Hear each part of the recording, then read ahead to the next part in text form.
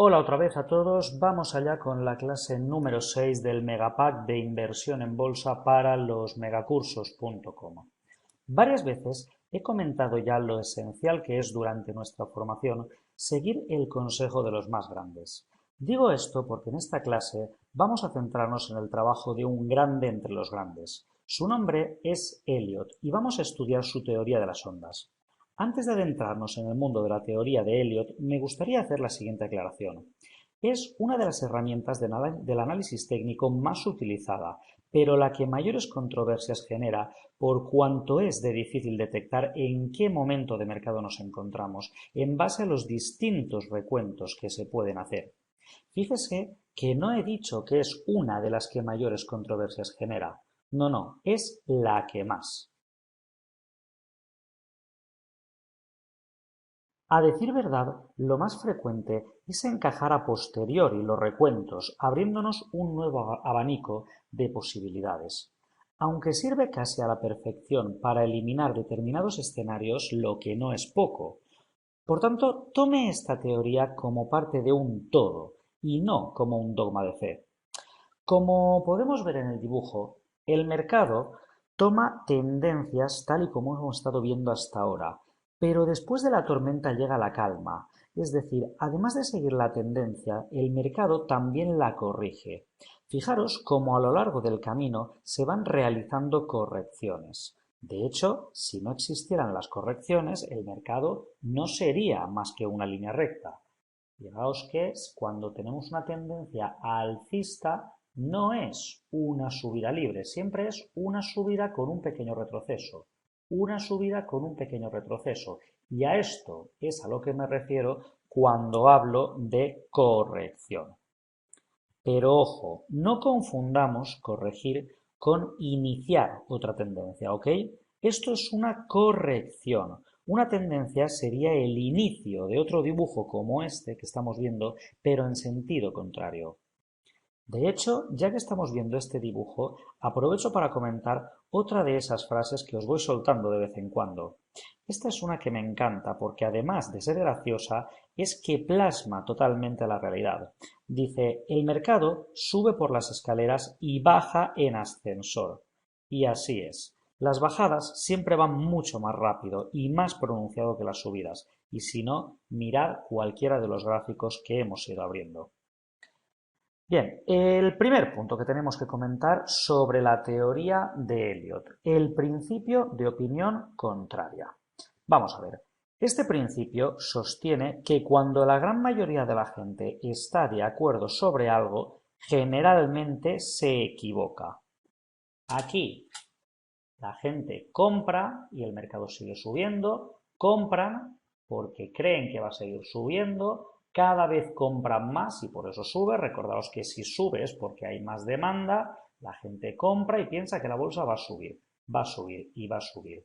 Llega un momento en el que ya no puede ser, ya no puede subir más. Entonces digamos que en este caso lo que es la subida es la teoría que más adeptos tendría, ¿vale? Aquí hay muchísima más gente, prácticamente todo el mundo está creyendo que la bolsa se va para arriba y por eso están comprando. Ahora que han alcanzado el número máximo de adeptos es cuando se puede decir que se equivocan. La bolsa ya no puede subir más. La bolsa no puede subir eternamente. Por lo tanto, lo que se debe hacer es tratar de determinar lo que está haciendo la mayoría de la gente y actuar en dirección contraria. La opinión contraria mide el poder de compra o venta restante y este es el segundo punto de la teoría de la onda de Elliot. Empezamos con el principio de opinión contraria y seguimos con que la opinión contraria mide el poder de compra o venta restante. Cuando los fondos de un especulador individual estén completamente comprometidos con un mercado particular, estará sobrevendido. Se habrá gastado sus ahorros, se habrá gastado su liquidez, lo que significa que no habrá más fondos para dedicar al mercado. ¿Por qué razón al llegar aquí arriba la bolsa ha dejado de subir? Porque ya estamos todos dentro, ya se ha comprado todo lo que teníamos que comprar y ya no nos queda dinero para comprar más. Si no tenemos dinero para comprar más, ¿quién compra algo en bolsa?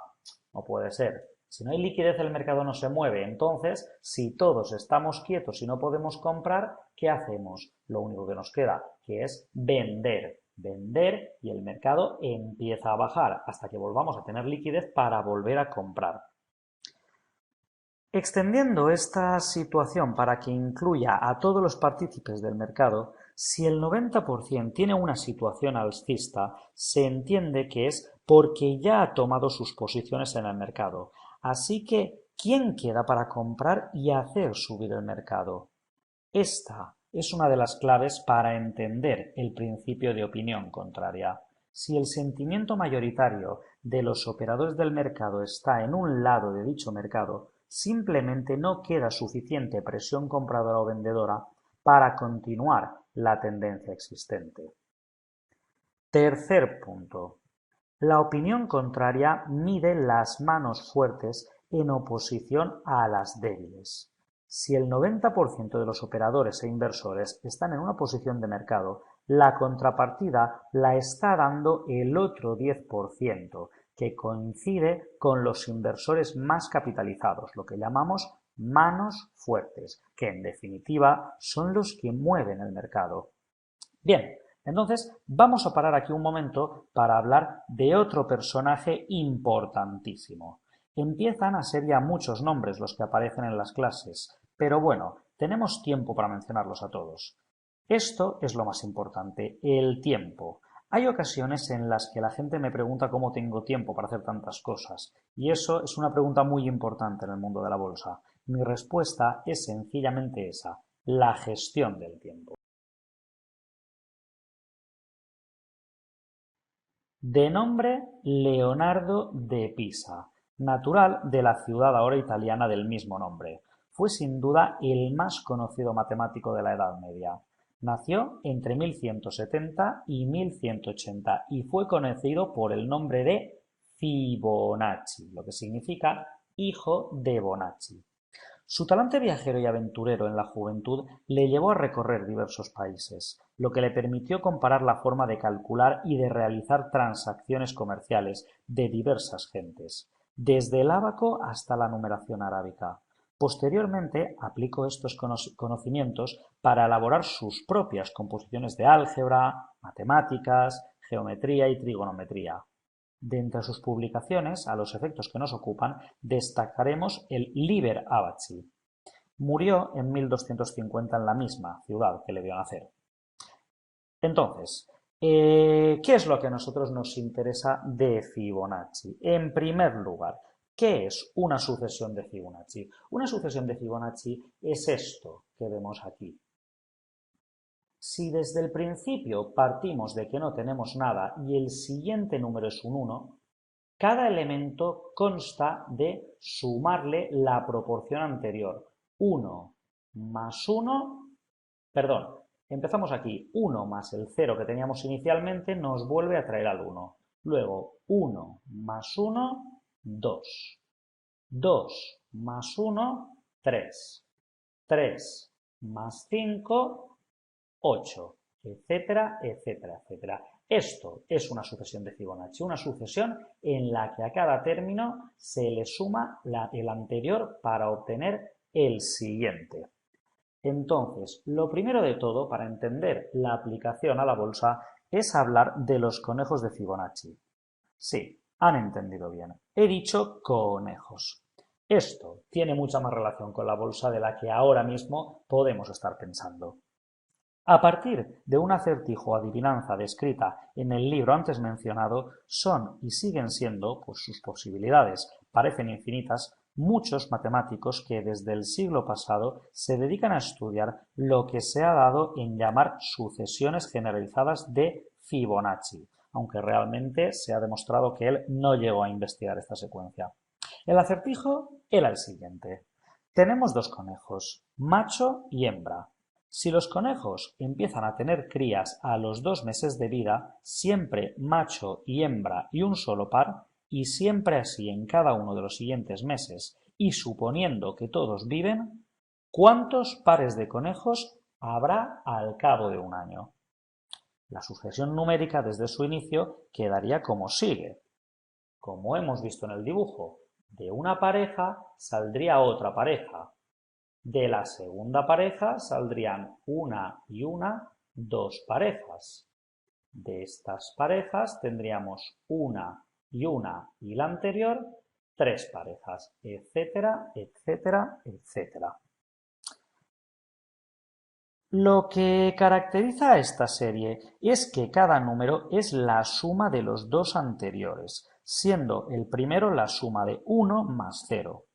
Aplicando distintas operaciones aritméticas simples, siempre se llega a los mismos y sorprendentes resultados.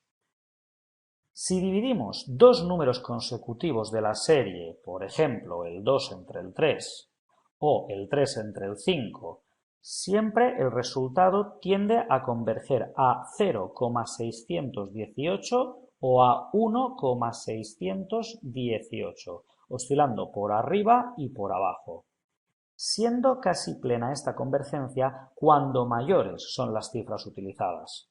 A este número se le conoce como la razón áurea, aunque nunca es exactamente el mismo, pues la cantidad de decimales es infinita y sin un orden racional. Esta relación se encuentra sorprendentemente en muchos ámbitos de la naturaleza, en las conchas de los moluscos, en las proporciones de los edificios de la antigüedad, en la colocación de las pipas de un girasol, por no mencionar las infinitas aplicaciones matemáticas de la serie. Pero no le demos más vueltas y vayamos directamente a la parte que nos interesa, sus aplicaciones en el análisis técnico. Dado que la razón áurea está presente en muchos elementos de la naturaleza, no es descabellado para nada pensar que esta secuencia forme parte del comportamiento natural de los mercados financieros, pues al fin y al cabo los intervinientes en ellos forman una parte importante de la naturaleza y sus reacciones y comportamientos, incluso los más extremos, determinan el comportamiento de la masa. De hecho, la empírica demuestra que esta relación en el análisis técnico se cumple con una frecuencia digna de tenerse en cuenta. Esto que voy a decir ahora es importantísimo. Es uno de esos momentos del curso en los que hay que poner en marcha los 5 sentidos. En primer lugar, por la gran utilidad que tiene. Y en segundo lugar, porque si esto no se entiende, será difícil de entender lo que viene a continuación. Tanto es así que os lo voy a mostrar tanto por voz como por escrito. Así que ya saben, leer y escuchar. Retrocesos de Fibonacci. ¿Qué es eso de un retroceso de Fibonacci en la bolsa? ¿Cómo se aplica un retroceso de Fibonacci en la bolsa?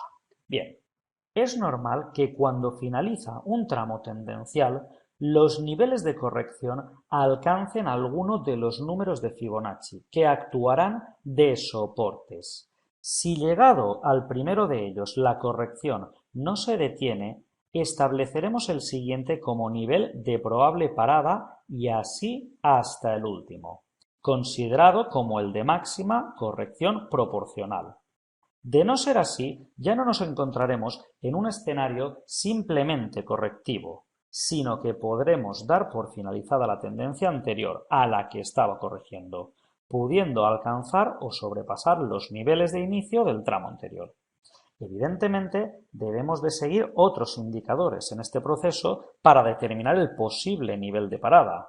El volumen es el más significativo, pues cuando más decrezca a medida que se acerca a uno de los números de Fibonacci, mayores son las posibilidades de que ese nivel actúe como fuerte soporte o resistencia. Pido por favor mucha tranquilidad y que nadie se ponga a llorar, pues no es tan fiero el león como lo pintan. En muchos aspectos de la vida pasa que cuando nos dan la versión teórica de algo, ese algo nos parece un mundo, pero luego en la práctica todo se reduce a saber a qué botón hay que darle. Eso es exactamente lo que pasa aquí. Las plataformas de trading nos calculan automáticamente los retrocesos de Fibonacci, Solo debemos indicar el punto inicial y el final. No olvidéis nunca que en la bolsa vuestra capacidad de aguante se debe mantener gracias a vuestro amor propio para conseguirlo. Asimismo, para el cálculo del retroceso de Fibonacci, acordaros que conviene tomar como referencia un máximo y un mínimo, y no los precios de cierre como estamos haciendo hasta ahora. Aquí está nuestro gráfico de siempre, ¿vale? El S&P 500. Entonces, nos viene perfecta la bajada de estos días para poner en práctica lo que estamos hablando. Vamos a acercarnos todo lo posible aquí. Perfecto.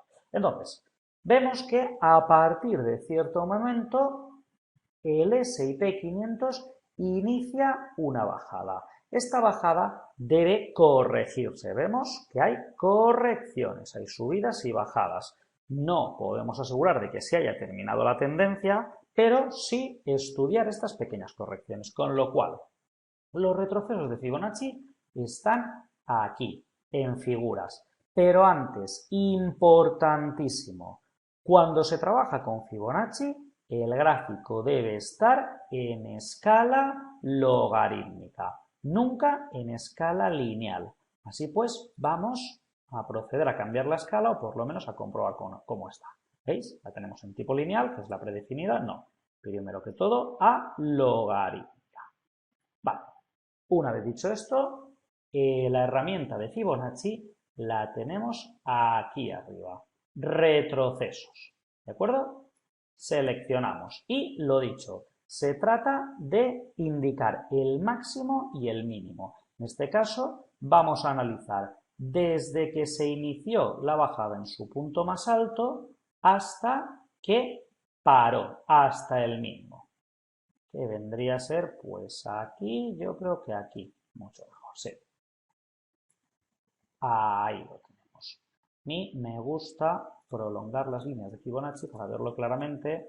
Eso sí, se hace difícil de seleccionar. Pues aquí está, propiedades. Vemos que ya no nos aparece lo del gráfico, nos sale el Fibonacci, podemos cambiar el grosor, lo que queramos. Yo me refería a esto, a prolongar. Ahí está. Bien. Entonces, ¿qué significa esto? Significa que partimos de aquí y aquí hemos tocado mínimos. ¿De acuerdo? Entonces, a partir de aquí, el mercado empieza a corregir. ¿Hasta dónde va a corregir? Si se va hacia arriba, corregirá hasta aquí.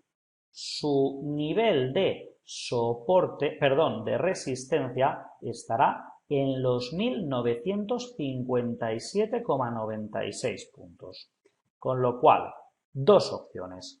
Una, no lo rompe, ¿vale? Recordar, resistencia. La resistencia es el punto del cual no podemos pasar, el punto en el cual chocamos y volvemos atrás, ¿vale? Esa sería la primera opción. Choca y vuelve a rebotar hasta los 1867. O bien, opción 2. Consigue romper la resistencia. Vale, yo ya sé que ha conseguido romper la resistencia. La pregunta es, divina bola de cristal, ¿qué va a suceder ahora? Pues muy sencillo. Lo que va a suceder es que la cotización se va a ir hasta la siguiente resistencia, es decir, hasta el siguiente nivel de Fibonacci. De los 1957 pasamos a los 1985. Recordamos que la resistencia rota se convierte en soporte. Vale, ya la hemos roto, ya estamos aquí. Volvemos a chocar contra la siguiente resistencia. Otra vez, bola de cristal. ¿Qué va a suceder ahora? Una vez más, dos opciones. O bien rompemos esta resistencia y nos vamos a la siguiente, o bien no conseguimos romperla y se acaba la corrección. ¿Y qué pasa si se acaba la corrección? ¿Qué dijimos en el tema anterior? Pues que chocamos contra la resistencia y nos vamos hasta el soporte. ¿De acuerdo? Siempre debemos plantearle la pregunta a la bola de cristal cuando estemos tocando un soporte o una resistencia. Volvemos al soporte.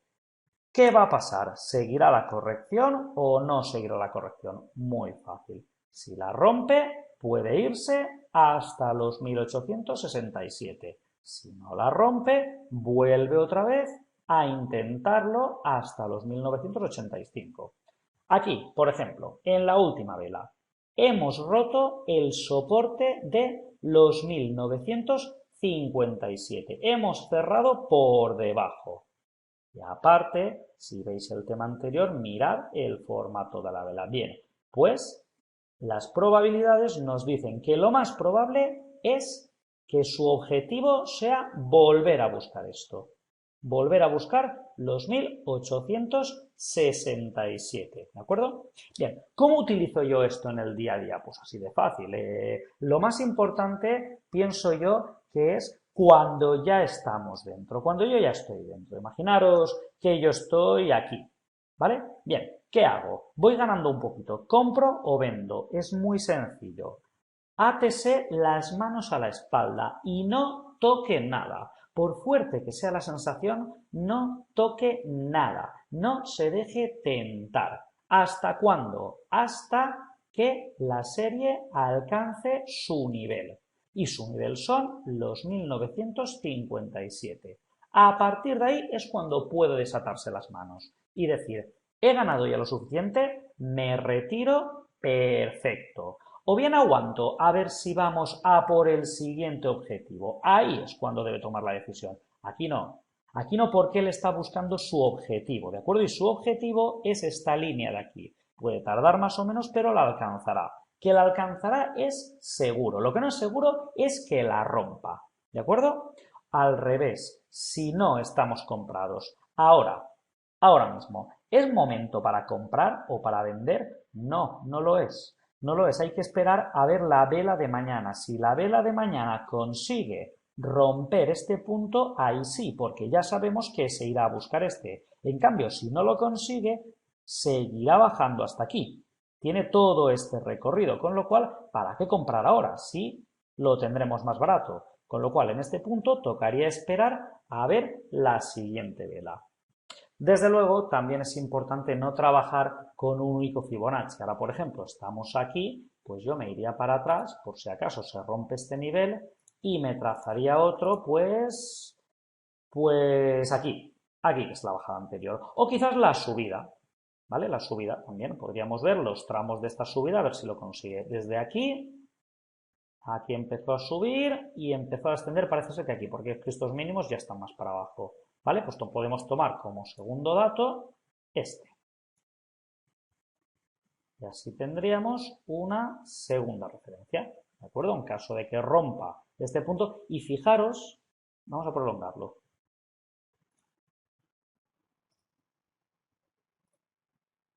Voy a cambiarlo de color para no confundirnos.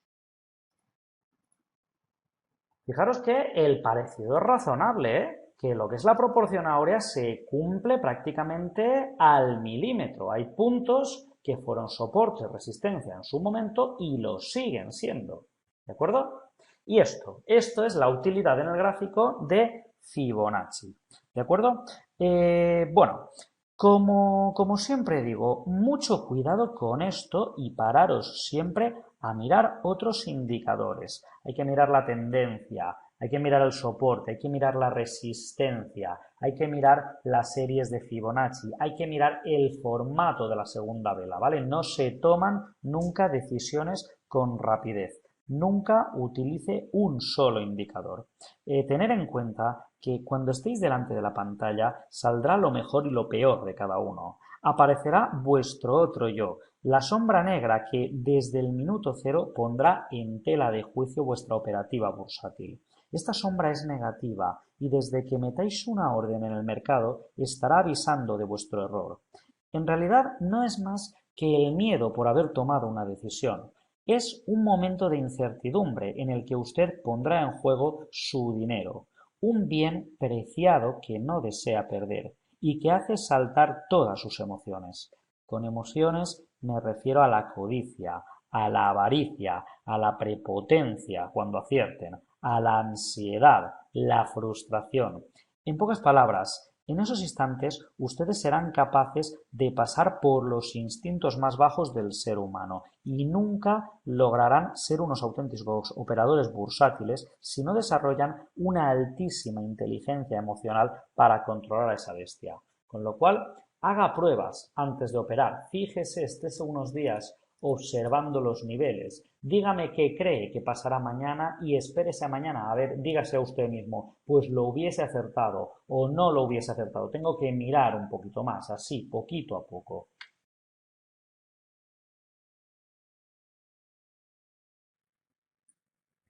Bien, estábamos hablando de los retrocesos de Fibonacci, pasamos a hablar ahora de los objetivos de Fibonacci.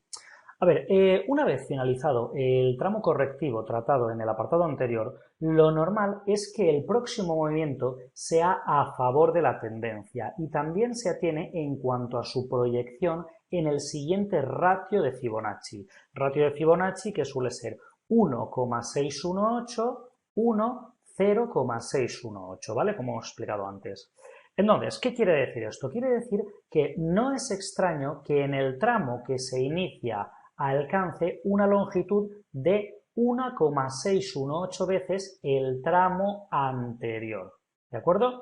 Repito, no es extraño que el tramo que se inicia finalizado el tramo correctivo, alcance una longitud de 1,618 veces el tramo anterior, por lo que ya seremos capaces de establecer una proyección para el precio. Conviene aclarar que los principios establecidos hasta ahora son igualmente válidos sea cual sea el gráfico, intradiario, diario, semanal, no importa cuál sea el gráfico temporal que estemos utilizando. Igualmente conviene resaltar la fortaleza que presenta como soporte o como resistencia un nivel en el que coincidan un retroceso y un objetivo de Fibonacci. Y por último, tener en cuenta que la efectividad de este instrumento de cálculo queda muy mermada si lo aplicamos a valores poco líquidos con un número escaso de partícipes, muy susceptibles, por tanto, de manipulación, ¿vale? Esto únicamente para valores grandes, con mucha participación, para mercados muy líquidos. Esto que tenemos en pantalla, por ejemplo, es el gráfico de Boeing, ¿vale? La compañía Boeing. En este gráfico el precio ha corregido con total exactitud hasta el 50% de la última subida. Vamos a ver. Aquí el precio baja y inicia una subida, ¿de acuerdo? Vamos hasta aquí. Y el precio se nos va pues desde los 38 dólares hasta los 55, ¿vale? Bien, llegados aquí, la cuestión es ahora, ya lo hemos dicho, no quedan compradores. Nadie tiene ya dinero para seguir comprando. Lo único que se puede hacer es vender. Hay que corregir. El precio tiene que bajar. ¿De acuerdo? Muy bien. ¿Y cuál es el objetivo? ¿Hasta dónde va a bajar? Bueno, yo trazaría aquí mi Fibonacci y veríamos que el primer objetivo serían 49, según los números de Fibonacci. En caso de romper los 49, el siguiente objetivo ya sería 45.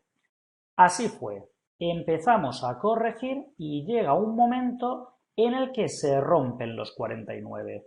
Tras la ruptura de los 49, el precio sigue y se va a buscar los 45, pero no los alcanza.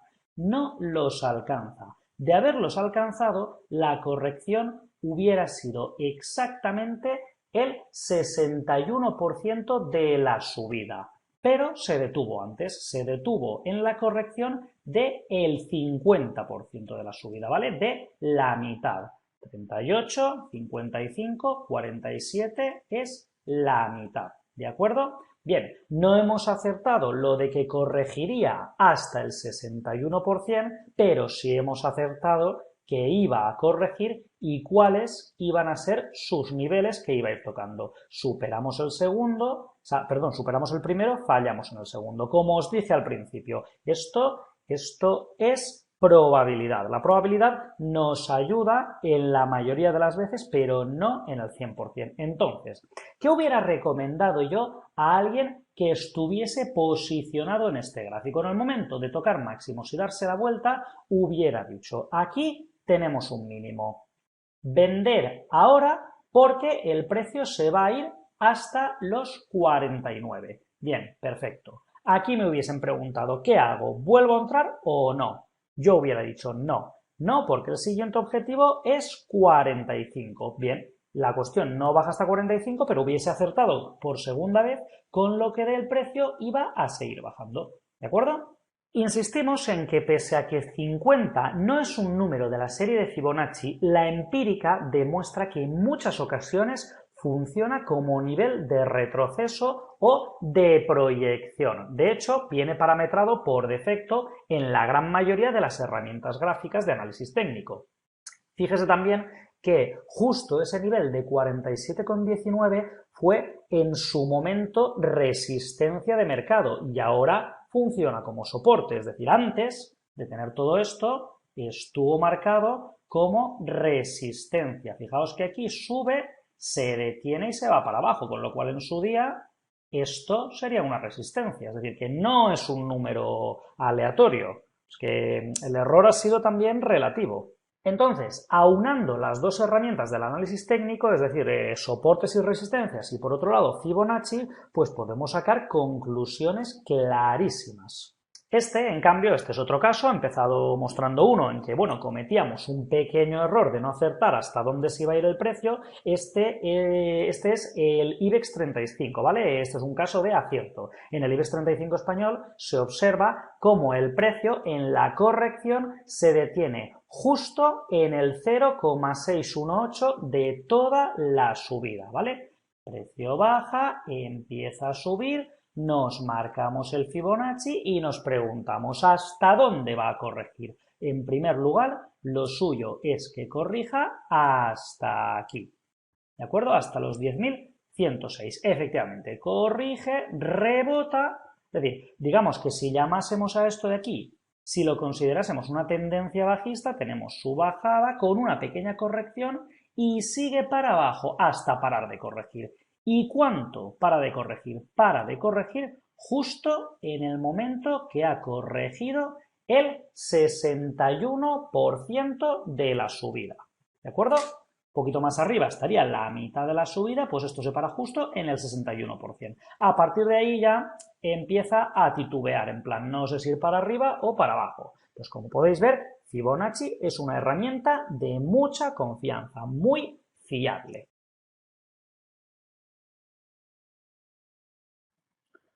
Bien, vamos a parar un segundo para hacer un pequeño resumen. Después de todos estos números, parece que sea muy lioso, muy escandaloso y tal, pero la cuestión es cómo aplicamos todo esto a los gráficos de una manera sencilla y que podamos entender y que sencillamente nos diga cómo podemos ganar dinero, que es para lo que estamos aquí.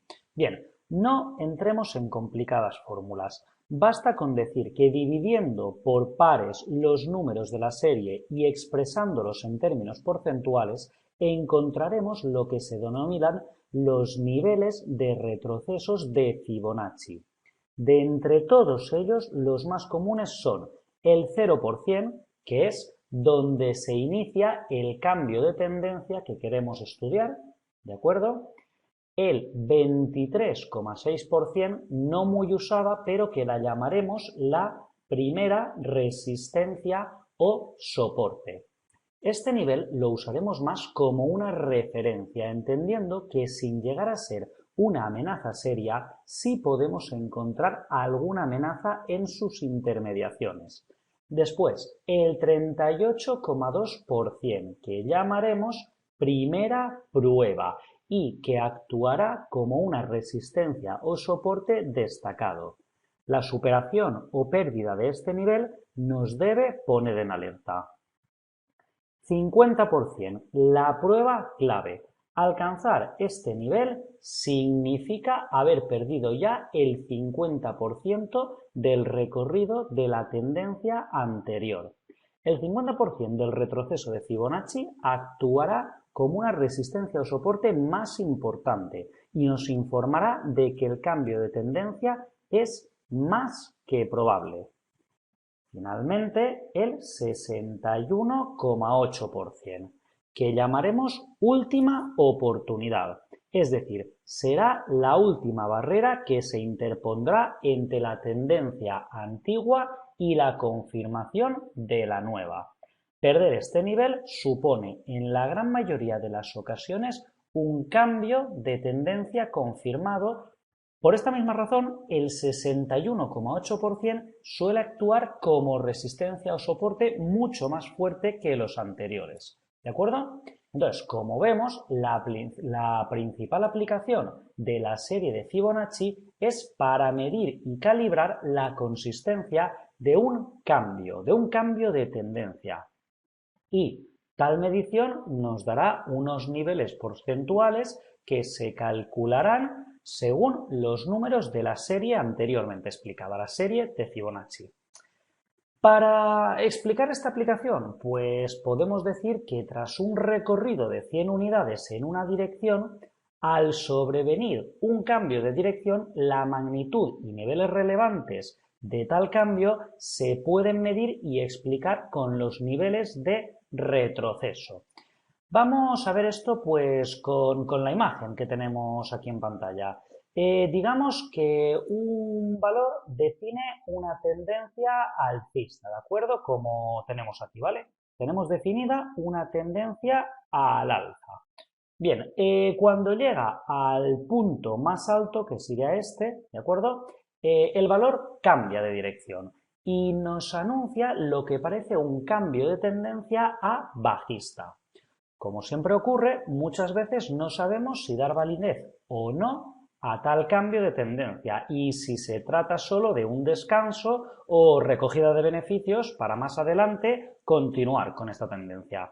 Bien, para ganar información y calificar tal corrección, lo que hacemos es aplicar los retrocesos, como hemos visto, y para ello debemos medir la tendencia previa, desde el mínimo de la tendencia, que sería este, hasta el máximo, hasta justo el punto en el que dejó de subir. ¿Ok? Ese tramo alcista es lo que corresponde a las 100 unidades, es decir, el 100% del recorrido. Prácticamente todas las plataformas operativas disponen de la herramienta que antes hemos visto para calcular tales niveles. Basta con marcar el máximo y el mínimo, ¿de acuerdo? Entonces, a partir de ahí nos fijamos en todos los puntos. ¿Qué pasa cuando la cotización baja hasta este nivel? Bien, pueden suceder dos cosas. O bien que rebote, como vemos en esta primera flecha verde, o bien que lo rompa. Pero en caso de que lo rompa, bueno, podría también hacerse un poco el remolón, por así decirlo, sobre la línea de tendencia, pero en definitiva un rebote, ¿de acuerdo? Actuaría como pared.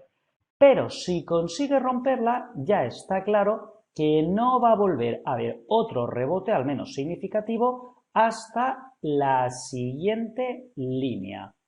Cuando tocamos la siguiente línea, otra vez, aquí podría producirse un rebote o podría producirse otra ruptura. A su vez, esto nos hace más ramificaciones, porque cuando se produce este rebote, volvemos otra vez. O bien la tendencia vuelve a chocar contra la línea que antes era soporte y ahora es resistencia y vuelve a bajar otra vez, o bien la rompe y vuelve a empezar. Y así con todos y cada uno de los escalones, con la diferencia de que en algunos de ellos, como ya hemos explicado, la probabilidad de rebote es más alta que en los demás. ¿De acuerdo? Entonces, al iniciarse una corrección que parece amenazar una tendencia alcista previa, ¿vale?, que es la línea negra que vemos en este dibujo, medimos el recorrido de tal tendencia, desde su mínimo hasta su máximo. Usando la herramienta de Fibonacci pinchando en el mínimo y en el máximo, se dibujan como líneas paralelas los principales niveles. Sea la magnitud del cambio de tendencia que estudiamos, la cotización estará cerca de uno u otro nivel. y se puede contrastar en un grado bastante alto pues los movimientos de corrección, como podéis ver en el dibujo, ¿de acuerdo? Entonces, paso a paso, fijándonos sobre todo en cuál de los 4 niveles en los que podemos estar, recordad que el 50 no forma parte de la serie de Fibonacci, pero es quizás más importante que los demás, pues bueno, recordemos, si el mercado se encuentra o llegar al 23,6%, sabremos que el cambio de tendencia no es aún muy serio, que podemos ver alguna reacción alcista sobre este nivel, ¿de acuerdo? Solo sería un pequeño descanso, ¿vale? Por eso, pues la flecha sale un poquito más entrecortada, ¿de acuerdo? Si el mercado se encontrara o llegara al 38,2%, debemos saber que tal nivel comienza a ser serio. Ya existen más probabilidades en esta línea de las que existían en esta de haber iniciado una tendencia bajista y que no sea solo una corrección del anterior. Vale, tal nivel pues actúa como soporte si estamos por encima, resistencia si estamos por debajo. Si ya el mercado hubiese recorrido hasta las inmediaciones del 50%, debemos dar cierto grado de fiabilidad al cambio de tendencia. En tal situación, sabemos que por encima tenemos la resistencia del 38,2 y por debajo el siguiente nivel, el 61,8. Y lo más probable será que nuestra situación frente al 50%, si por encima o por debajo, nos empujará a una dirección u otra. El 50 es una seria y sólida resistencia o soporte, por lo que su superación puede ser una buena señal alcista y su pérdida una buena señal bajista. Es decir, si rompe el 50%, en este caso es un punto ideal para ponerse cortos, es decir, para apostar a la baja, ¿ok?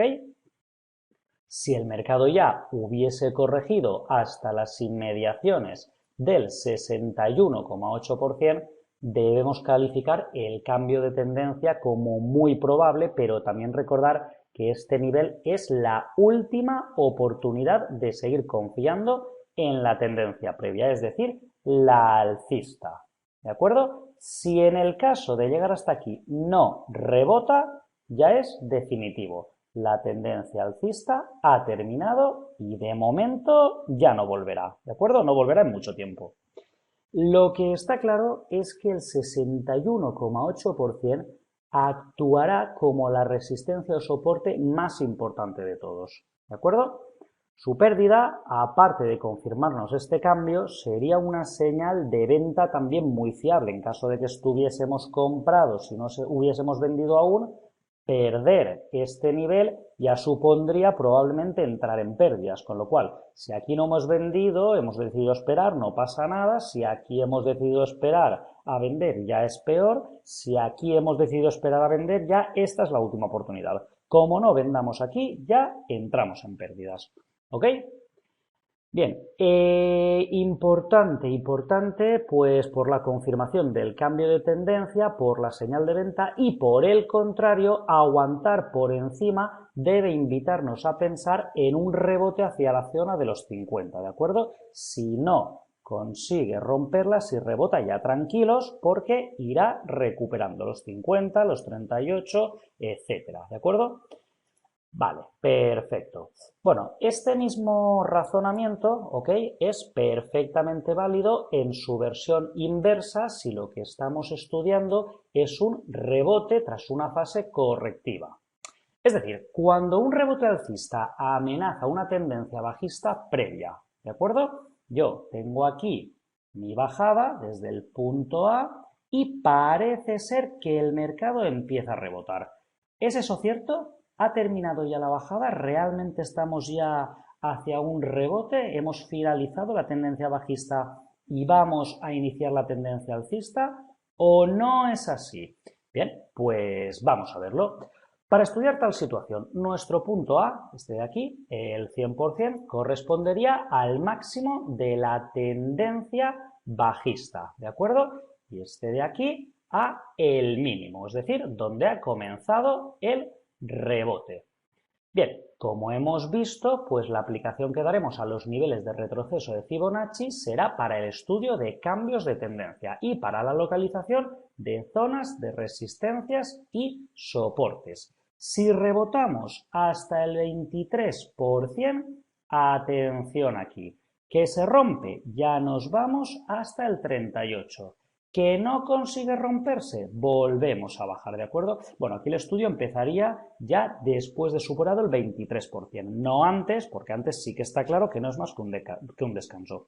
Es decir, ruptura del 23,6%. Aguantamos hasta el 38%. Si no consigue romperlo, entonces vuelve hacia abajo. Si consigue romperlo, ya no para hasta el 50%. Que no consigue romperlo, retrocede, pero esto con más seguridad de la que teníamos en el 38 y así sucesivamente hacia arriba.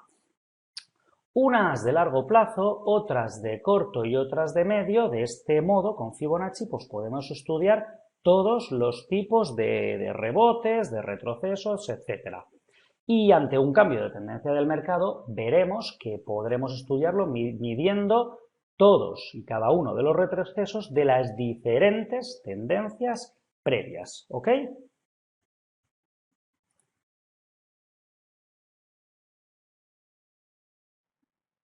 Vamos a hacer una última práctica al respecto sobre el graficador. A ver, esto que tenemos aquí pues es el Hang Seng de Hong Kong, ¿vale? Vamos a trabajar un poquito sobre los mercados asiáticos. Entonces, por ejemplo, pues aquí, ¿vale? Parece que después de tocar un máximo se inicia una bajada, ¿de acuerdo?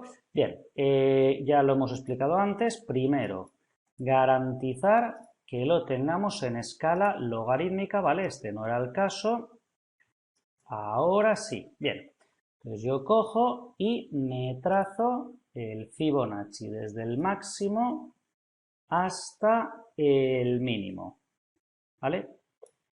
Bueno, cuidado con esto, no es que haya mucha diferencia, yo soy muy perfeccionista para esto porque al fin y al cabo, pues lo que está en juego es mi dinero y un dólar arriba, un dólar abajo, pues claro, cuando es uno mismo el que lo gana y el que lo pierde, pues es importante. Y por ejemplo, parece que este día, pues el máximo fue 28.524.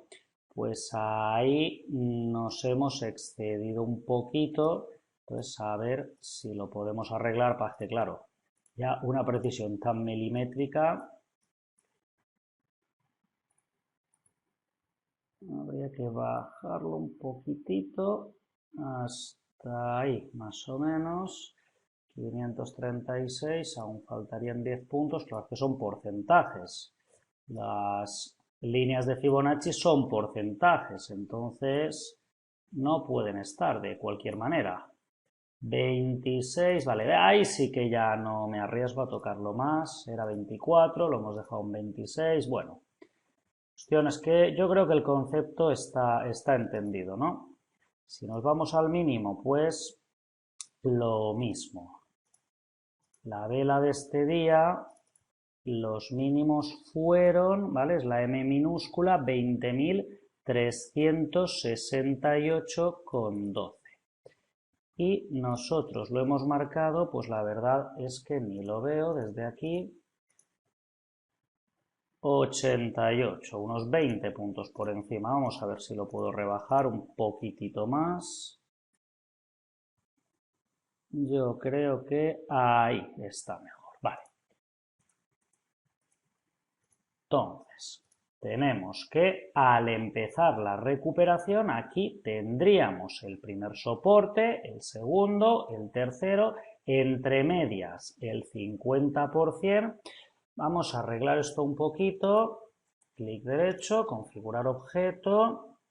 Yo siempre le doy un poquito más de grosor que el que tiene. Prolongamos. Vale, ya como os digo, pues la última práctica. Entonces, toca mínimos y yo me veo que empieza un rebote.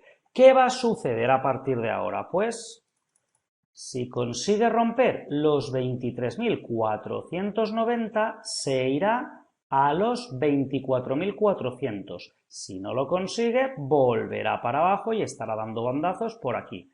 Si seguimos más adelante, ¿vale? Lo intenta, pero no lo consigue. Ahí es donde se produce el choque. Pero es que fijaros qué casualidad que no solamente es ahora. Cuando venía bajando, fijaros en los puntos en los que se produjeron los rebotes. Casualmente todos están tocando una de las líneas de Fibonacci o la otra. Aquí el momento de indecisión, donde paseándose por encima de la línea. Que la rompo, que no la rompo, que la rompo, que no la rompo, y cuando la rompo, puesto que la rompo hacia abajo, ya es bajada libre. Esta no consigue contener la caída y sigue bajando. Esta sí que la contiene, pero fijaros que choca dos veces prácticamente contra el último nivel de Fibonacci. Entonces, ¿os dais cuenta? Son soportes y resistencias importantísimos, ¿de acuerdo? ¿Veis? El golpe ahí. Si nos fuésemos más para atrás, pues seguro que encontraríamos muchísimos más ejemplos. Vamos a estudiar, por ejemplo, mira, este de aquí es perfecto. Vámonos a esta de aquí.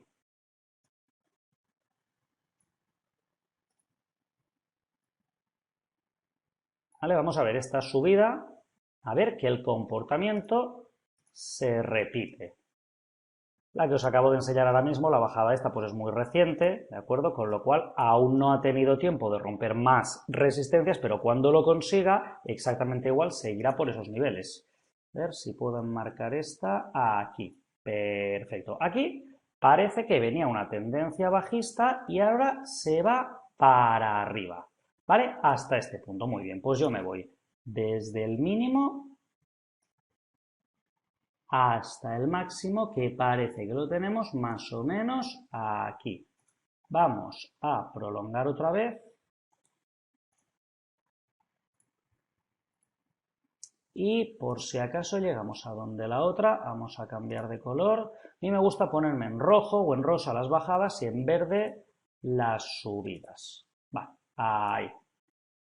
Vale, veamos esto lo que nos dice. Empieza a subir y aquí empieza la corrección. De acuerdo. ¿Y cómo va a suceder esta corrección? Muy bien, pues yo en el momento que ya ha tocado un máximo y empieza a bajar, me pregunto hasta dónde va a durar esta bajada. Es decir, ¿tengo que vender lo que tengo o solo estamos descansando y luego seguiremos hacia arriba? Bien, me marco como primer tope este de aquí. ¿De acuerdo? Los 22.086 puntos. Vamos a ir poco a poco adelante a ver qué pasa y efectivamente en el momento que toca la línea el mercado se lo piensa. Se lo piensa, no lo consigue, ¿vale? Parece que se sale ligeramente pero no lo consigue y rebota, rebota, rebota, rebota hasta que se cansa y vuelve a la línea otra vez. Esta vez sí lo consigue. Si lo consigue, hace un segundo intento de subir, pero claro, lo que antes era un soporte, ahora se ha convertido en resistencia. ¿Y resistencia qué significa? Pues que a la cotización se le resiste, así que vuelve a bajar. ¿Y hasta dónde baja? Hasta los 21.512, que es la siguiente línea, ¿de acuerdo? Ahí está. ¿Vale?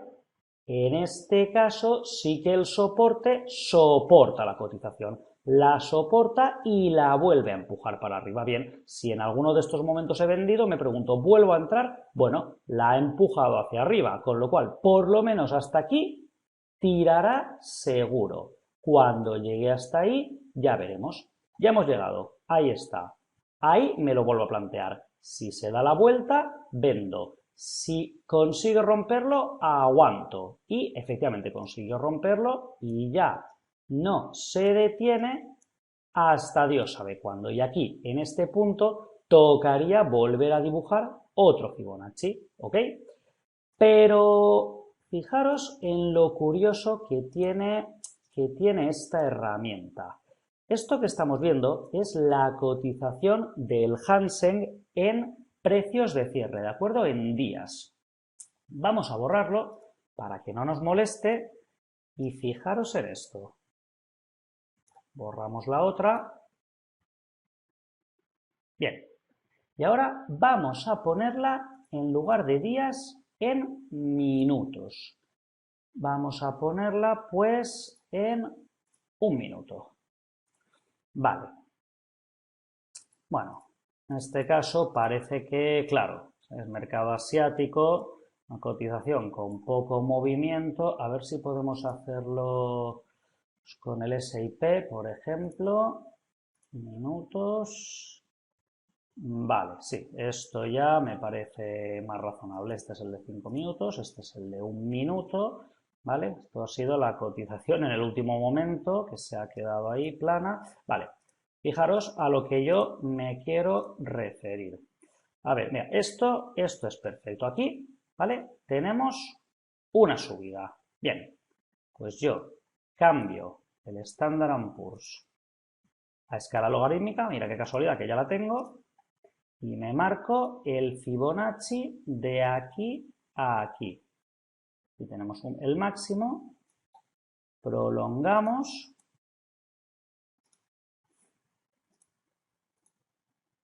lo agrandamos un poquito, vale. Y fijaros que en gráficos de 1 minuto también funciona, es exactamente igual, es que es alucinante lo que son los números de Fibonacci en la naturaleza, en el ser humano, en la vida real. Fijaros cómo después del rebote él baja y se detiene justo en el primer soporte marcado por el primer nivel de Fibonacci. Ahí se mantiene la duda hasta que la duda se aclare, ya es para abajo. Pero para abajo ¿hasta cuándo? El primero no lo puede soportar y lo rompe, el segundo tampoco, y ya es después de romper el segundo. Y luego se recupera, pero ¿hasta dónde se recupera? ¿Vale? Aquí tenemos este, luego nos rompe el siguiente y el siguiente, empieza a recuperar, rompe este, ¿y dónde se para? En la misma ruptura de antes.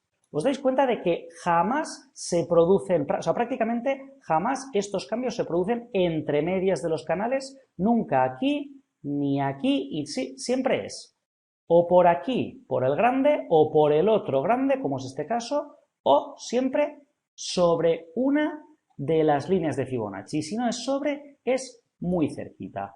¿De acuerdo? Exactamente igual sucedería si, bueno, podríamos hacerlo aquí en esta bajada, lo que pasa es que luego ya prácticamente no ha quedado sesión para corregir, pero bueno, yo creo que el concepto está claro. Si ahora pasamos a gráficos de 5 minutos, fijaros que claro, con 5 minutos aquí ya hay muy poco tramo, pero si tiramos un poquito más para atrás, seguro que encontramos un apartado donde podamos comprobar esto. Aquí, por ejemplo, pues bueno, esta subida, claro, es que esto es un tramo muy cortito, no sé si funcionará.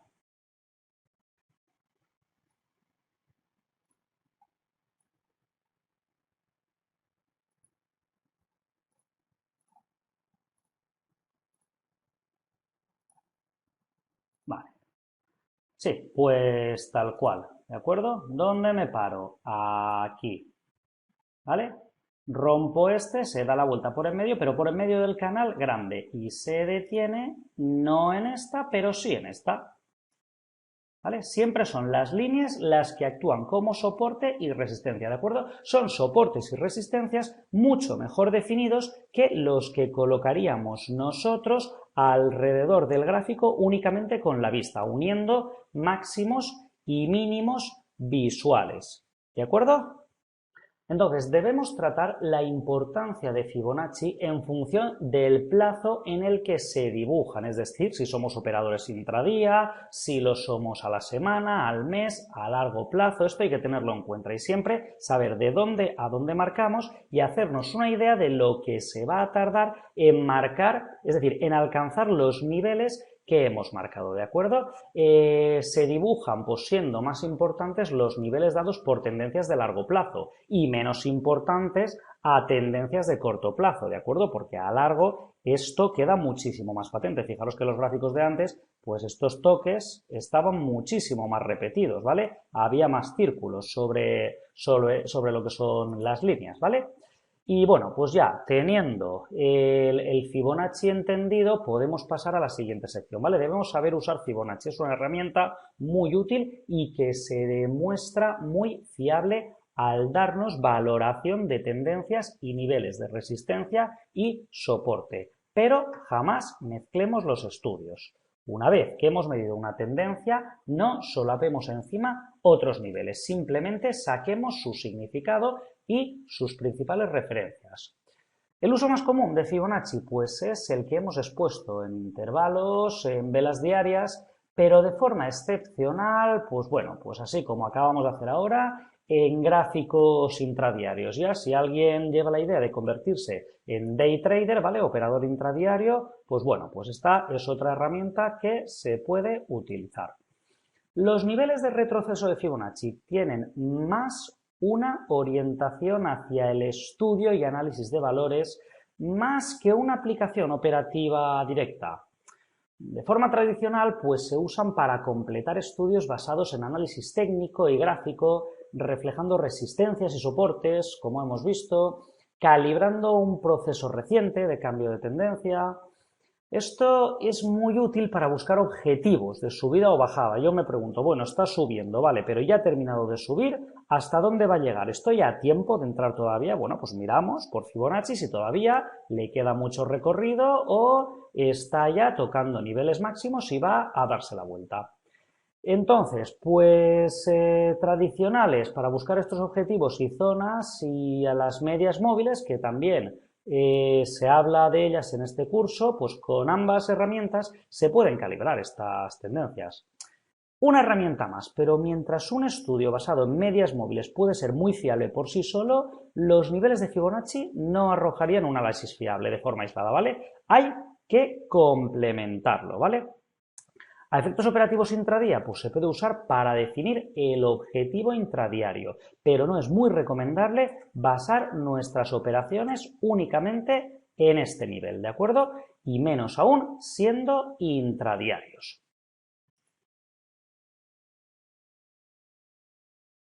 Y ahora que por fin hemos entendido Fibonacci tanto en retrocesos como en precios de Fibonacci o como en objetivos de Fibonacci, podemos ya abordar definitivamente el tema cuya esta sección es objetivo, que son las ondas de Elliott.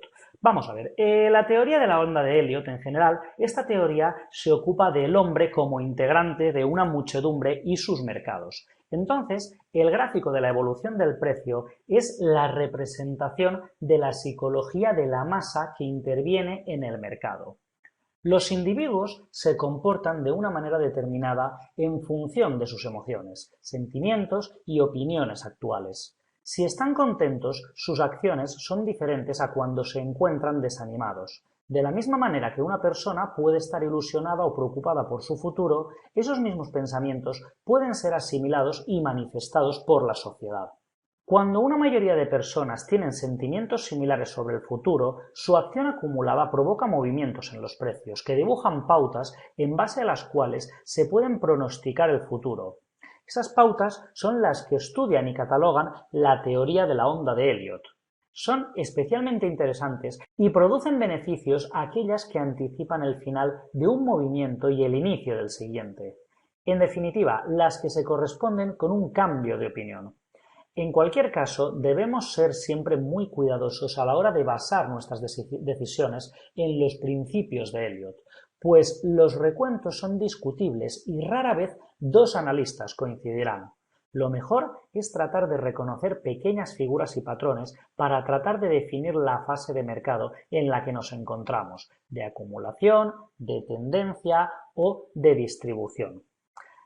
La teoría de Elliott funciona en mercados muy líquidos, de amplia participación pública de la masa, y si el precio de un producto viene determinado por factores naturales, por ejemplo, pues la evolución del zumo de naranja, la evolución del precio del trigo, la teoría no explica en su totalidad los movimientos del precio, porque el movimiento del precio no depende exclusivamente de las opiniones de la masa, sino que puede depender de otras cosas, como por ejemplo, pues el clima, ¿de acuerdo?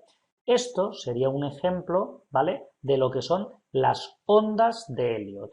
En una tendencia alcista, ¿de acuerdo?, el precio debe iniciarse hasta moverse a la primera onda. En la primera onda debe venir una pequeña corrección y de ahí salimos disparados hacia la tercera onda, que siempre es la más prolongada. Corregimos hasta onda 4 y de ahí a onda 5, que es donde termina la tendencia. A partir de ahí viene la fase correctiva mayor, que esta ya va alfabetizada y no numerada, A, B y C. Ahora, la pregunta es exactamente en un gráfico de bolsa dónde se encuentran estos puntos. Eso es lo que tenemos que estudiar aquí, aprender a encontrar dónde se encuentran las ondas de Elliott. Bueno, y ahora que ya hemos entendido la introducción, vamos a comentar los primeros conceptos básicos. Vamos a ver, la teoría de Elliott se basa en un patrón rígido. Como se aprecia en el gráfico, tenemos un tramo 0,5 al que llamamos tramo impulsivo, que sería este de aquí, desde 0 hasta 5, y un tramo que va desde 5 hasta C al que llamamos tramo correctivo. La pauta de la figura es el esquema básico de todo análisis de Elliott. Hay ondas de impulso en tendencia seguidas de correcciones. Cada tramo impulsivo está constituido de una estructura interna impulsiva y análogamente cada tramo correctivo está constituido de una estructura interna correctiva. Es decir, esto sería el tramo impulsivo con impulsos con pequeñas correcciones y exactamente igual al contrario, impulsos bajistas con pequeñas correcciones alcistas. Entonces, en un mercado de tendencia, el objetivo de las reglas de Elliott es contar correctamente el desarrollo de un avance de 5 ondas intentando predecir el giro en la tendencia. Cosa que ya os advierto que no es nada fácil, porque claro, aquí lo vemos todo muy bonito, pero sobre el gráfico de velas las cosas no van a parar donde nosotros queremos, con lo cual es más difícil de lo que parece identificar cada momento en qué onda estamos. Como se aprecia en esta figura, la teoría de la onda de Elliott, el patrón base es un ciclo completo de 8 ondas. Las ondas 1, 3 y 5 son ondas de impulso. Las ondas 2 y 4 son correctivas. La secuencia completa 1, 2, 3, 4 y 5 es corregida por la secuencia ABC. Siguiendo este ciclo comenzará uno similar hasta un total de 3, donde se habría completado el ciclo alcista y se iniciará uno bajista. Como podemos ver, para el analista de la teoría de onda, lo más importante es saber en qué punto se encuentra el mercado, intentando identificar figuras que le ayuden a saber si un movimiento está agotado. Entonces, al encontrarse unas figuras dentro de otras, se introduce el concepto de grado.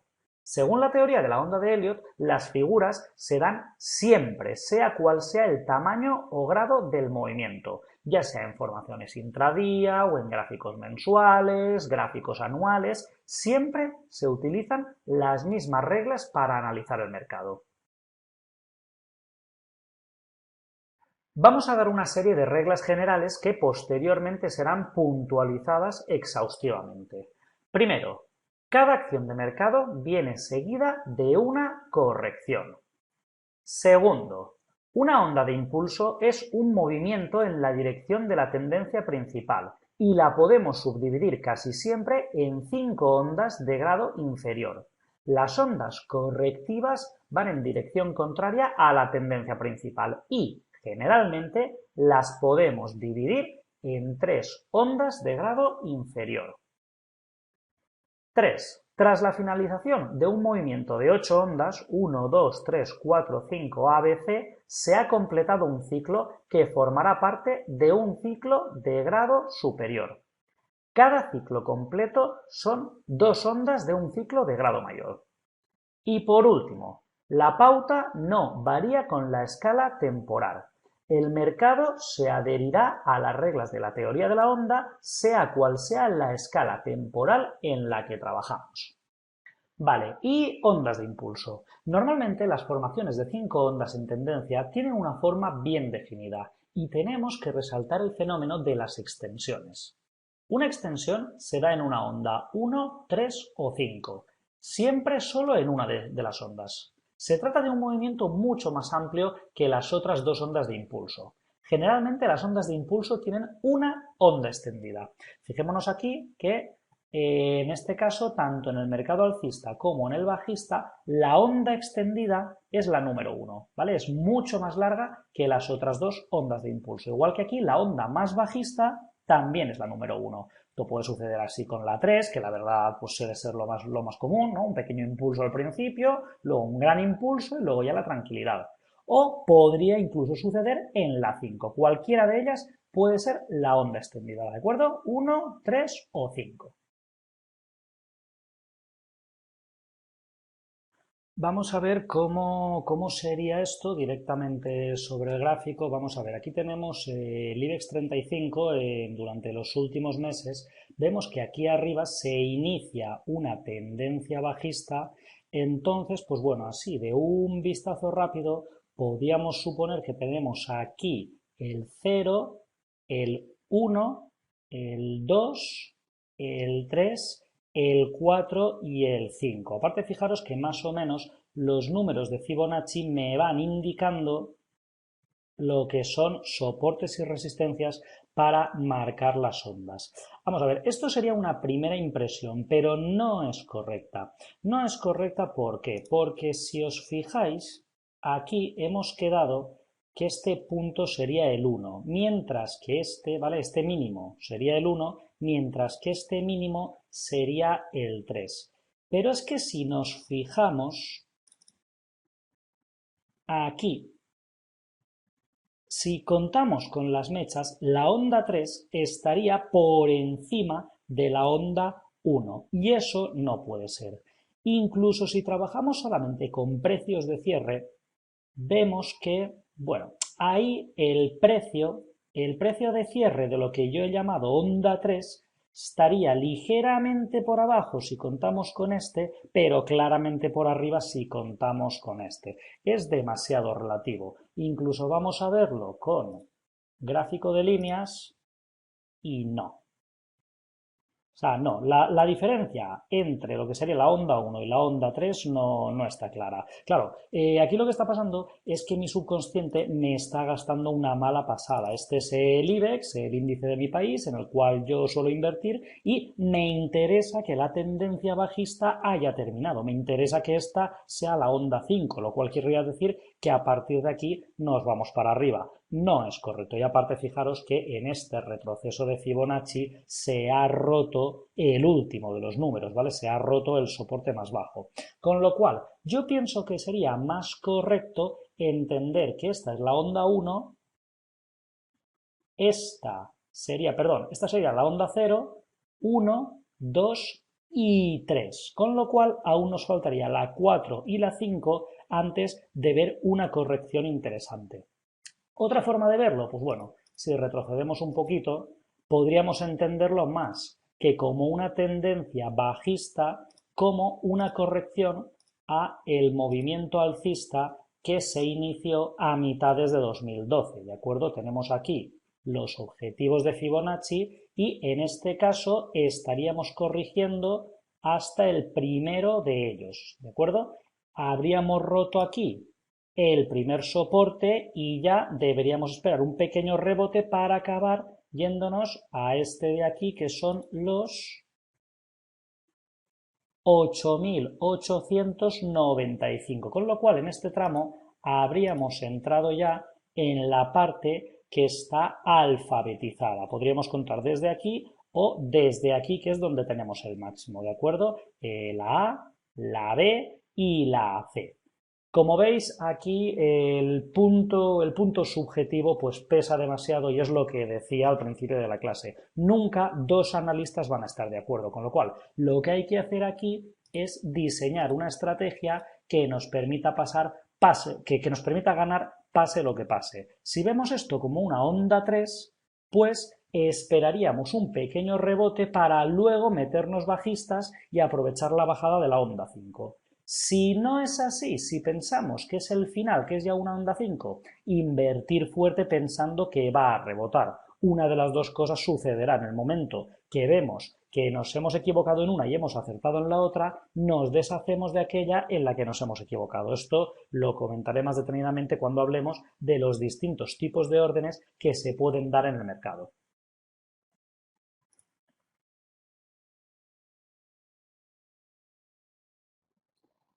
La siguiente, figuras terminales. A ver, las figuras terminales se producen siempre en la posición de quinta onda, normalmente después de un movimiento muy vertical al alza o a la baja.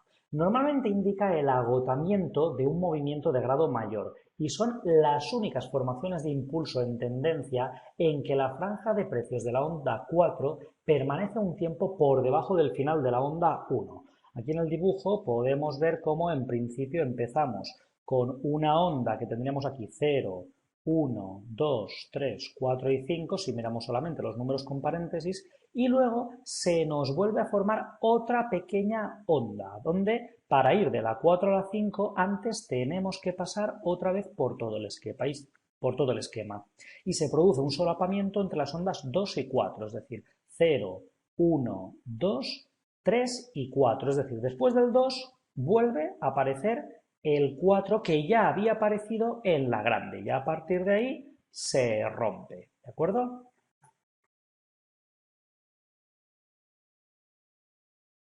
Vamos a verlo con un ejemplo en el mismo gráfico que estábamos mirando. Si nos venimos aquí al final, pues vemos que aquí justo juntamos este máximo con este de aquí.